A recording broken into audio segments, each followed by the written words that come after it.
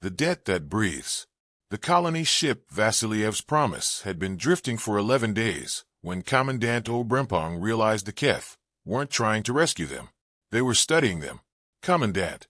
Navigation Officer Priya Subramaniam didn't look up from her screen. Her voice had the particular flatness of someone who had been awake for 31 hours and had run out of the ability to be surprised. The Keth vessel has changed position again. How far? 400 kilometers closer. Same arc, same speed. She pulled up the trajectory overlay and said nothing else, because there was nothing else to say. The arc wasn't an approach pattern. It was an observation pattern. She'd recognized it 6 hours ago and hadn't told anyone until now, because she'd been hoping she was wrong. Osei Brempong looked at the pattern for a long time.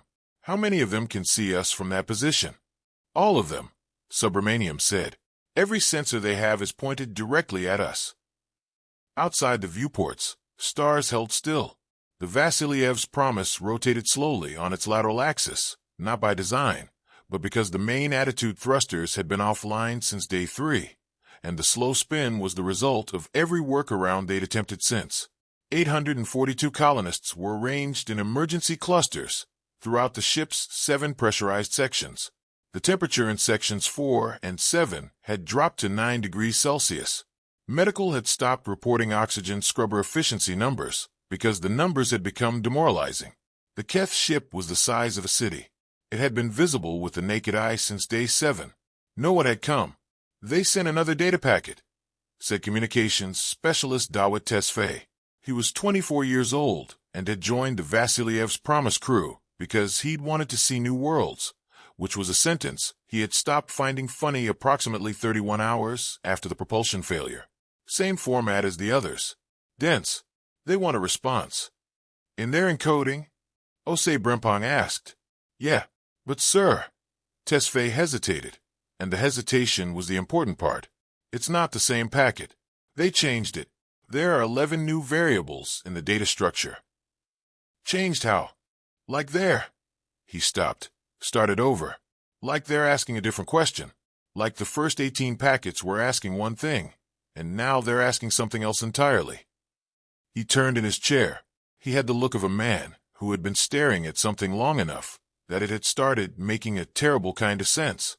Commandant, I think the first 18 packets were a test, to see if we could understand them, and I think we failed. The bridge went quiet. Subramaniam broke it first. We responded to 3 of them. We responded with our own encoding, Tesfaye said, which they didn't use. They used their encoding. We answered in a different language. He spread his hands. Imagine someone hands you a key, and you hand them back a different key. They don't know if you understood what a key was, or if you just gave them an object. Osei Brempong sat down in the command chair. He did it slowly, the way people sit down when they're not thinking about sitting down, when something has taken up the full space of their attention and the body is operating on its own. So they've been watching us, he said, and waiting to see what we do. Yes, for 11 days. Yes, while 842 people are dying. Tesfaye opened his mouth and then closed it, because the truthful answer was yes, and the truthful answer was also not quite right, because they weren't dying yet, they were dying slowly, which was a different thing, and possibly a meaningful one to the Keth. Possibly it was the entire point. Osei Brempong looked at the new packet for a long time. Give me Dr. Mensah, he said, and Lieutenant Nakamura, and whoever is currently least asleep. Dr. Abena Mensah was the Vasiliev's Promise's xenolinguistics consultant, which was a job title that had seemed reasonable when the colony mission was planned and had since become either the most important or most useless role on the ship, depending on how the next 24 hours went. She was 47, she had 3 doctorates, and she had spent the last 6 years developing theoretical frameworks for first contact communication that were about to meet their first actual contact. She looked at the packet Tesfaye showed her and said nothing for 4 minutes. Well, she said finally. That's not a translation, Osei Brempong said. No, it isn't. She pulled the structure apart on her screen, layer by layer. But it's a question. Same question, actually reframed. They're patient. She paused. Extremely patient. What's the question? I don't know yet. but there's a pattern in the base layer. She traced something on the screen that meant nothing to Ose Brimpong, and apparently meant a great deal to her. It's recursive, the same structure repeating at different scales. It's like they're showing you how to read it while asking you to read it. She sat back, which implies they think you can. Eventually. Can we? I've been working on this for 11 days, she said, and didn't elaborate. Lieutenant Yuki Nakamura, who was in charge of what remained of the ship's structural integrity, leaned against the wall with her arms crossed. She was the person Ose Brimpong had described as least asleep, which was an assessment based on the fact that she was upright and blinking, though both were reportedly recent developments. What happens if we can't figure out what they're asking? I don't know, Mensah said. What happens if we give them the wrong answer? I don't know that either. That's very comforting, Nakamura said, and she wasn't being sarcastic, exactly. She was being the specific kind of honest that emerges when people are past the point of softening things. Ose Brimpong looked at the Keth ship through the viewport. It was just visible, a brightness that wasn't a star, a shape at the edge of optical resolution. 11 days, he said. They've been watching us for 11 days. What have they seen? No one answered immediately. They've seen us argue, Subramaniam said, after a moment. Through the viewports. They have sensors good enough to see individuals. We know that because they gave us detailed readings of our own ship, so they can see people. They've seen us do repairs that didn't work, Nakamura said. 3 of them, publicly visible. The last one I did an EVA for. They could see me out there. They've seen us share food, said a quiet voice from the back of the bridge. It was Specialist First Class Arjun Venkataramaya, who ran the environmental systems and had apparently entered without anyone noticing. He was small and precise, and he had the look of someone who had been thinking about something for several days and had finally decided to say it. On day 8, when we redistributed rations, we did it in the main corridor because the distribution points in sections 4 and 7 were offline. They would have seen that. Hundreds of people. Sharing. He paused. They would have seen us grieve too, he said. Day 6. Specialist Orlov. Specialist First Class Dmitry Orlov had died on day 6 of a rupture in Section 7 that had been sealed before it became catastrophic, but not before it had caught one man on the wrong side of the bulkhead. The burial had been in the corridor. There was nowhere else to do it, and they'd needed everyone present because 800 people in confined space develop a ritual instinct faster than anyone expects. They'd spoken his name into the intercom, all of them in unison, because someone had suggested it and it had seemed right. The Keth would have seen all of it. So they've watched us struggle, Ose Brimpong said slowly. Fail. Grieve. Share resources. Keep working. And they've been asking us something for 11 days that we haven't answered correctly. He looked at Mensah. What if the question and the observation are connected? She looked up from her screen. Her expression was the expression of someone who has just seen 2 things click together that she had been holding separately. Explain, she said. What if the packet isn't the test? What if we are? What if they've been watching us, and the packet is, the medium, the format? The question is in the behavior. Mensah was quiet for a long time. That would be extraordinarily sophisticated, she said.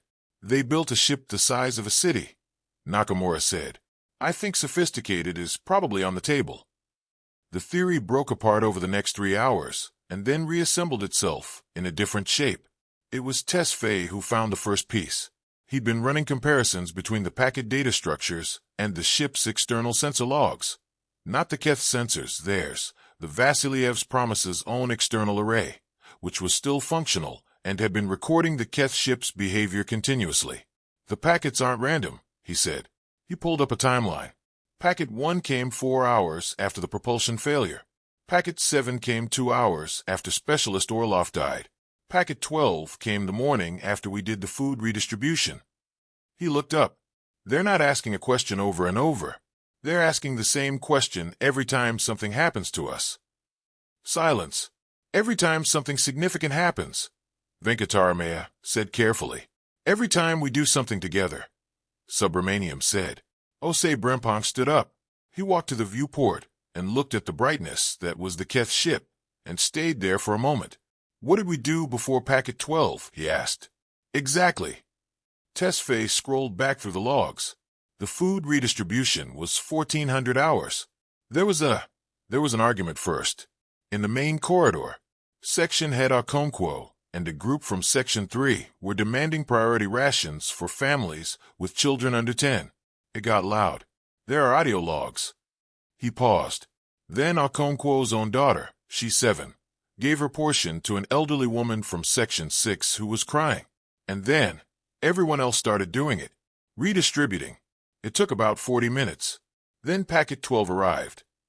No one said anything. They sent it after the girl gave away her food. Nakamura said, "Yes, a 7-year-old giving away her rations triggered a first contact communication event," she said. "Technically, it was the redistribution that followed," Tesfaye said. "It was the redistribution that followed because of what the 7-year-old did," Nakamura said. Tesfaye looked at the data. "Yes, that's accurate." Nakamura made a sound that wasn't quite a laugh, but was the kind of sound that lives next to one. The sound of something being so extraordinary that the human body doesn't have a correct response for it, and so produces the nearest available approximation. "All right," Osei Brempong said. "All right. If the packets are responses to our behavior, then the question in the packets is, what?" Everyone looked at Mensah. She was still staring at her screen. She had pulled up every packet, and the events that preceded it, and she was moving through them slowly, her lips moving slightly, which she did when she was translating in her head. The bridge stayed quiet for her. It had learned, over 11 days, to stay quiet for her when she did this. "They're asking," she said finally, "if we are what we appear to be." She looked up. The recursive structure, the pattern inside the pattern, it's conditional. It's not describing a state. It's asking about a relationship. The best way I can put it in English is, she paused. It's asking, is the surface the same as the inside? Do the parts behave the same as the whole? Does what you do when watched match what you do when? She stopped. When what? Osei Brempong asked. When it costs you something, she said quietly. The argument started on day 12, and it was the ugliest thing that had happened on the Vasiliev's promise since the propulsion failure, which was saying something. It started because Osei Brempong told the section heads his theory, and the section heads had two responses. The first was that it was possible. The second was that if the Keth were going to evaluate them on their behavior and potentially base rescue on that evaluation, then they needed to optimize their behavior, present the best possible image of their colony's character. You want to perform for them, Osei Brempong said. I want us to survive, said Section Head Beaumont, who was blunt and practical and who had been managing the temperature crisis in Section 7 for 11 days and who could not be blamed for anything. If they're detecting authenticity, we don't know that they can. The question Mensah identified. Mensah's interpretation, Beaumont said, not unkindly. She said to herself, it's the best approximation she can make. We are betting 842 lives on an approximation. We're betting them on everything. The question is which bet. It went on for 2 hours. It was recorded, which meant the Keth could see it. Could see the section heads grouped in the main corridor, arms crossed, voices raised. Osei Brempong in the middle with his hands open and his voice steady in the way that people are steady when they are using steadiness as a tool. Could see the moment when Beaumont walked out and came back 20 minutes later with a different expression. Could see the moment when Section Head Lou and Section Head Abramova started arguing with each other instead of with Osei Brempong, and the argument shifted from survival to what they owed the people who would come after them if the Keth ever encountered another human ship. If we perform, Lou said, and they believe it, and they rescue us, and then the next humans they meet are exactly like us, full of argument and messiness and irrationality. And they compare notes, Osei Brempong said quietly, and they find out we lied, Lou finished. That was the moment it turned. Osei Brempong watched it happen, watched the calculation shift from how do we survive today to what do we build right now. And he thought, this is what Mensah found in the packets. This is what they're watching for. Not the conclusion. The process. He didn't say it out loud, because he didn't want to perform it. He filed it in the back of his mind and went back to work. On day 13, Section 7's primary oxygen scrubber failed completely. There was no clean solution. The backup systems could sustain about 60% of Section 7's population, which meant roughly 40 people needed to relocate. Except sections 2 and 5 were already overcrowded, and section 3 had the temperature problem, and section 6 had the atmospheric processing issue that Venkataramaya had been nursing for a week like a sick plant. Section head Beaumont called Osei Brimpong at 0340 local ship time. "I need 40 volunteers to relocate to section 6, she said. "The atmospheric issue makes it uncomfortable. People's eyes water. Some people get headaches. It's not dangerous." "You need 40 volunteers," Osei Brimpong said. "I could order it. But Commandant," she paused, "I think they should choose." He understood what she meant. She wasn't being kind. She was being exactly as strategic as she'd been in the argument, but the strategy had shifted. She'd internalized something she'd been arguing against 36 hours ago, and she hadn't announced a change or called attention to it. He appreciated that. "Put out the call," he said. 83 people volunteered. Osei Brimpong found out at 0600 when Beaumont reported back. 83, he said. 83, she confirmed. "Some of them are families. Some of them are young people who said the headaches wouldn't bother them as much. One is a 72-year-old man who said..." She paused again, and this pause had something different in it. He said he didn't want the headaches going to someone who had more days left than he did. Osei Brimpong was quiet for a moment. "How is he?" "Comfortable. Eyes watering. He says it's fine." "What's his name?" "Grigory Petrenko." "Make sure we know his name," Osei Brimpong said. "All of us." At 0800 on day 13, packet 19 arrived. It was different. Mensah said it before anyone asked. She was already pulling it apart when it came in, and she looked up from her screen with an expression Osei Brimpong hadn't seen on her in 13 days. "It's an answer," she said. "What?" The previous 18 packets were questions. "This is..." She shook her head. "It's not a question. The conditional structure is resolved. They're not asking if the inside matches the surface anymore. They're stating it." She looked up. "They're saying yes." The bridge was quiet. "Yes meaning..." Tesfaye started. "Yes meaning, you are what you appear to be." She said it slowly. "That's my best translation. It might be more precise than that. It might mean, you are consistent at depth, or your pattern holds under compression. I need more time." She stopped. "But it's not a question." Subramaniam said, very quietly, "Navigation is picking up movement from the Keth vessel." Everyone looked at the viewport. The brightness was moving. What happened next lasted 4 hours, and felt like 4 minutes, and also like 4 years. The way things do when they are both very fast and very significant, and the body doesn't know how to process both at the same time. The Keth ship moved into a parallel position. Not close. Still at a distance that a human naval officer would call respectful rather than threatening. 3 smaller vessels detached. They moved toward the Vasiliev's promise with a precision that Subramaniam tracked in real time, narrating softly because narrating was how she stayed in her body when the math was happening faster than language. 300 kilometers. 250. They're matching our rotation. They're matching our rotation exactly. They must have calculated our spin too. She stopped. 200 kilometers. The smaller vessels stopped. Packet 20 arrived. "It's..." Mensah stared. "Oh." She put her hand over her mouth. She had not done that in 13 days. "It's an introduction." "They're introducing themselves," Tesfaye said. They're introducing themselves." She looked up. Her eyes were bright. They waited until they had an answer, until they knew who they were talking to. And now they're saying hello. Nakamura made the sound again, the sound that lived next to a laugh. "They made us wait 13 days for a hello." "They were listening the whole time," Mensah said. "They just didn't know yet if there was anyone there to listen to."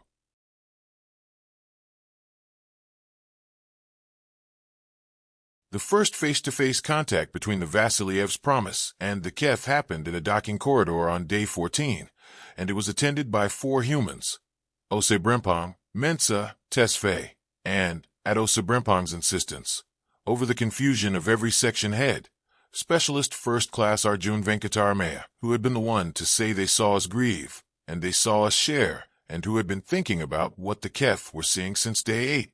Osei Brimpong's reasoning, when pressed, was simple. He's been right more than anyone else. He should be in the room. The Keth were not what anyone had expected, which was probably expected.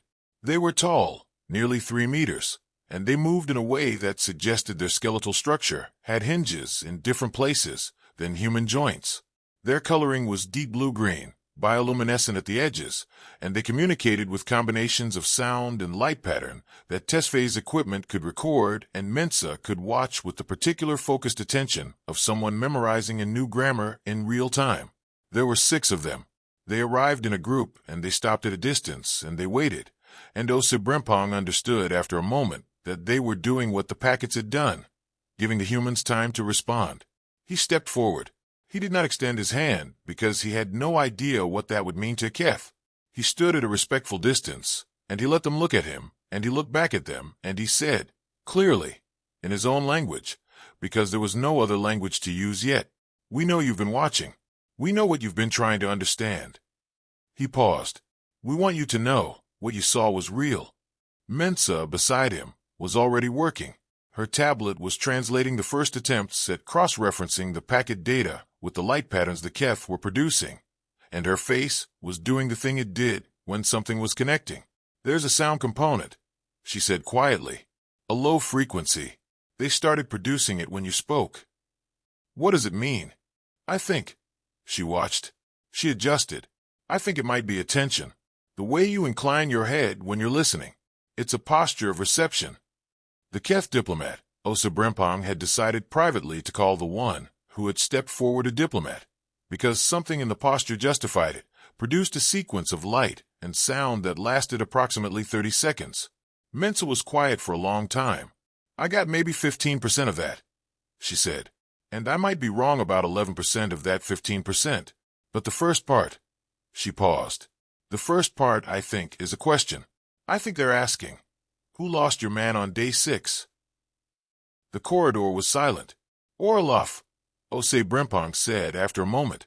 "Dmitry Orlov." He said the name into the silence of the corridor, and the Keth diplomat produced a low, long note.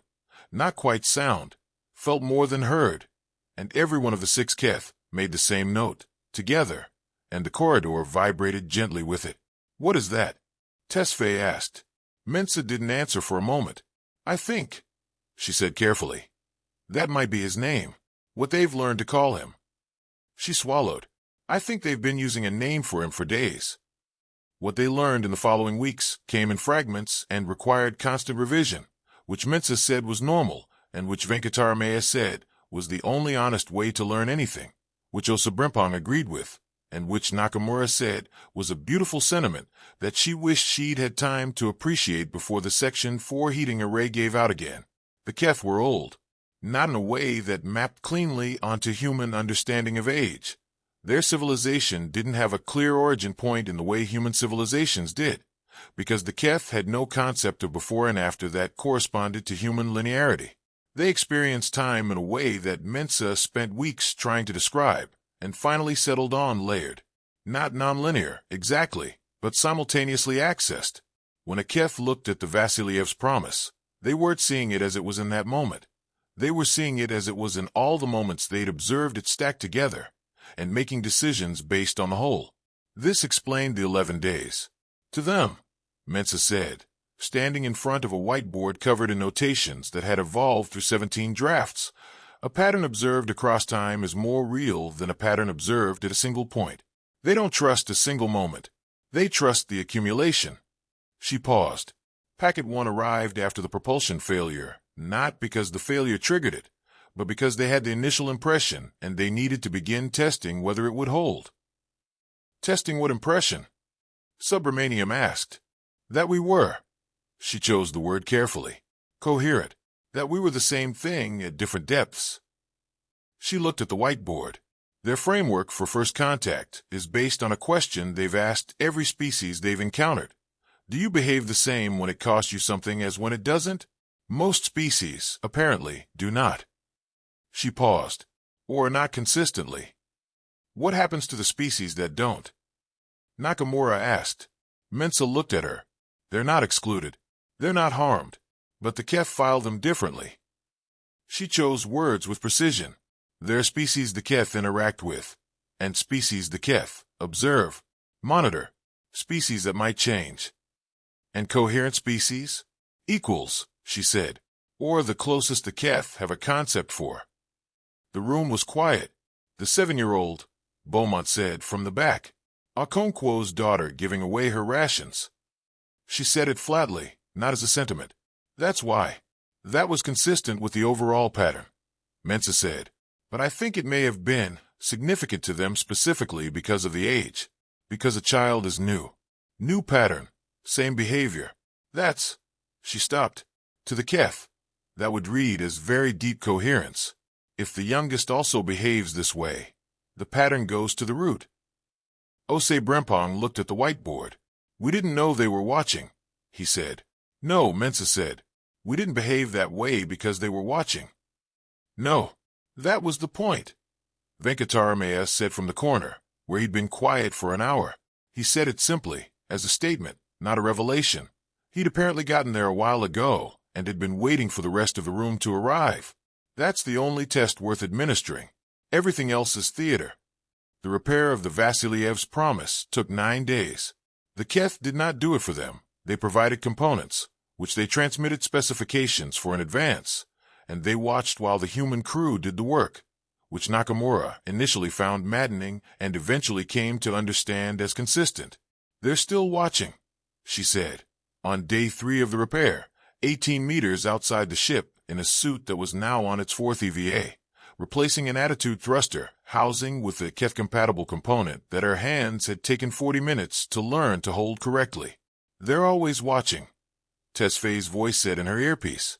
I know that now. She secured the housing. The first time I EVA'd day 3, I was angry. The repair didn't work, and I knew it wasn't going to work before I finished it, and I was angry. And I just kept working anyway. Because what else do you do? She paused. I thought that was the most useless thing I'd ever done. The Keth saw it. Tesfaye said. I know. She moved to the next housing. That EVA is in their record. The angry one. The one that didn't work. She stopped for a moment, suspended in space with the Keth ship enormous in her peripheral vision. I think I understand what Mensah means about depth now. The things that didn't work aren't missing from the pattern. They're part of it. She resumed moving. The coherence includes the failures. A long pause.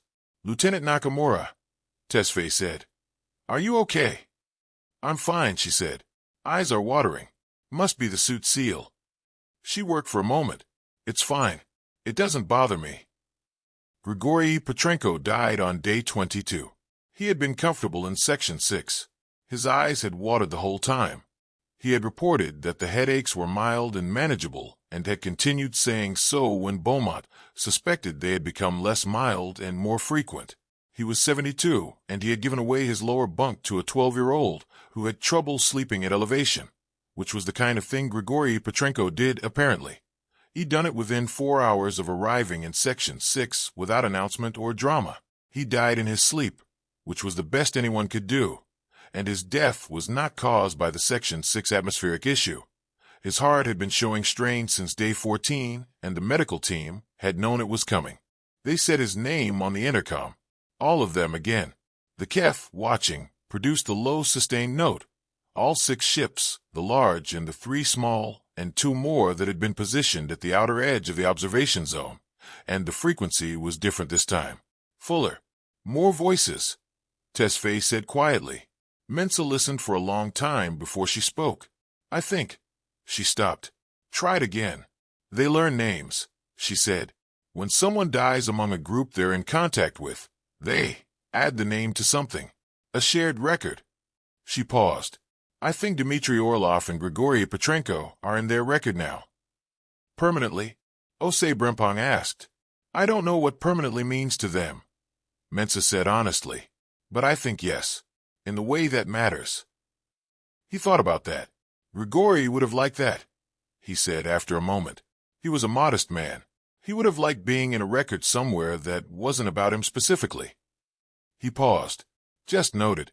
Among many, the Vasiliev's promise reached its destination colony world 43 days later than planned, with all 840 colonists alive. which Ose Brempong reported in his official log, with phrasing that was professionally restrained, and which said nothing about the 11 days of watching, or the Keth diplomat's low, sustained note, or Grigory Petrenko's eyes watering, or a 7-year-old's portion of rations passed to an old woman in a corridor while 800 people watched.